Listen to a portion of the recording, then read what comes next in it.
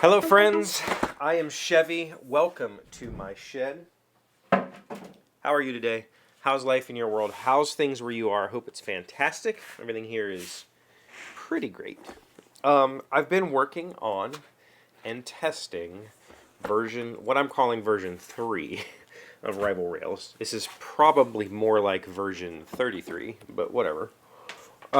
This is the third major revision, meaning that, if you're following like software design goals, like a major revision would mean that it fundamentally changes as opposed to tweaking things. So all the other versions were tweaking things. This is a much, much, much simpler version of the game that I think also has more interesting decisions because of its simplicity. So, most of the things are still the same. There's still 5 train companies. There's still the the market manipulation. That's the main core of the game. There's still cards that you play to put trains on the board, and there's contracts that you earn by having majorities. So the main thing that changed here, there's 2 main things that changed. This all came about because one of my testers said, "Have you thought about ditching the round structure?" The original prototype, for all of its various iterations, maintained a 3-round structure because that's what I'm familiar with most train games. Not necessarily a 3-round structure, but like a dividend structure. So you play for a little while, then something triggers a payout. That's what I wanted in my original game, and so that's what I did. Play for a little while, payout. Play for a little while, payout. And it works, but tracking that time, how long do we play before a payout, finding various ways of tracking that was one of the clunkiest parts of the game, and it wasn't interesting. It was not interesting at all. So throwing that away and going with a no round structure, just back and forth play, I wanted to try it. The other thing was I talked to a small independent publisher who looked over the rules for me and gave me some ideas. And that publisher said that they really liked this market mechanic. So there's dice on here. This market shifts back and forth constantly. The dice become multipliers based on how many times this is shifted. And you earn payouts for having market share. And when we talked about, one of the things that bugged me about the original product is that it's a 2-player, like 45-minute game, and it would have cost, it had way too much, like component-wise, for what it is.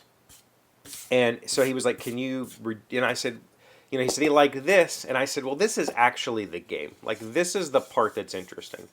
And he said, well, can you just abstract the rest away? And I said, no, because I still say no. I don't want to abstract the rest away because I still want this to feel like a Cube Rails game. So, my design goals with this was to try this no round structure, try this back and forth play, figure out how to work that into the game, simplify the board mechanics and the connection mechanics so that the market is more emphasized, and mainly reduce the cost. Ultimately, I don't know that I'm going to find a publisher for this. I'm going to keep trying. There's got to be somebody out there who's willing to take a chance on it. But in the meantime, I would love to be able to offer this to you for purchase if you wanted to try the game. And its current iteration, the way that it sits, the way the previous iteration sits on the Game Crafter, it would cost you about $95. And that's just way too much. Way, way, way too much. So I'm trying to reduce that cost as much as possible. Reducing the number of trains that need to be included. Reducing the number of trackers that need to be included. Decreasing the board size. So, this is the new board. The new board I made in my shop because the Game Crafter doesn't offer 11-inch boards. This is basically 10.5 inches by something. So the board is much, much smaller. The hexes are the same size as they always were, but this board is about a third of what the original map was. So it's tiny. It's actually a little too tiny. And I don't mean there's not enough spaces. I mean it's physically too small. Even though these are the same size spaces, it's just because it's so condensed, meaning that in the old game, in the old version, um, say like this spot and this spot, they would have been three, or there would have been two hexes between them. So everything is compressed, and that just means there's way more trains filling up spots on this board, and it becomes this kind of logistical nightmare to look at. I think making the board bigger, giving more space for stuff to float around in these spots, will make it much, much easier to figure out what's going on and where.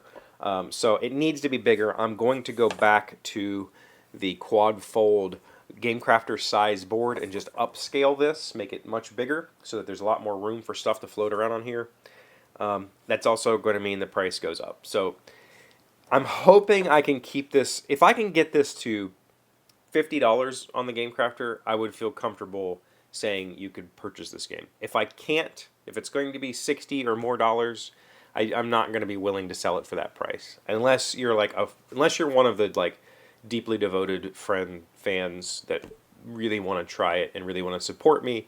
I would sell it to you, you know, at whatever the printing cost. I don't make money on the GameCrafter. I don't mark up any of my products there. So I would, you know, if you're really, but I'm not going to put it on the store. You know, I wouldn't put it available for purchase to the general public. So we've been playtesting, and what I discovered was it works. It works really well, actually. Instead of a round structure, you're just taking a turn, putting stuff on the board. If the market's in your favor when you make a market move, you get paid money. If you have the majority in any of the 5 companies at the end of your turn, you earn the majority contract, which gives you a special power. It works. I think it works well enough. I mean, I'm not going to say it's done. It's definitely not done. I think that these powers... So, in the original game, this is the one disadvantage of this situation. In the original, the version 2 of the game, this market payout didn't happen until the end of a round. So you get to the end of the round, if the dice are on your side, you get money. That worked well, except that whoever ends the round has a huge benefit to like, oh, I can play this, move this die, bam, and you have no response to that. So ending the round was really strong. Getting rid of the round structure, now what I do is when you move a die, if it ends up on your side of the board, you get paid money, period. Like that just happens.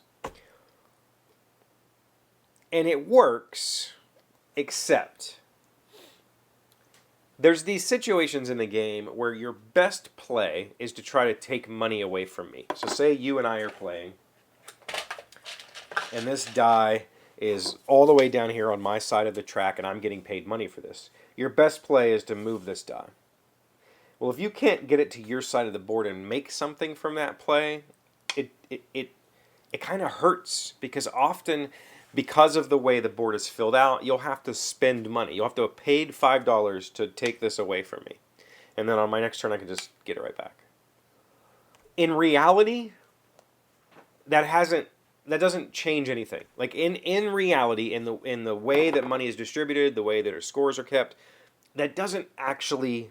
It's still the best move for you to do this, but it doesn't feel like it is. It doesn't feel good, because you know that all I have to do is move it back down here and I get a bunch of cash. That sucks.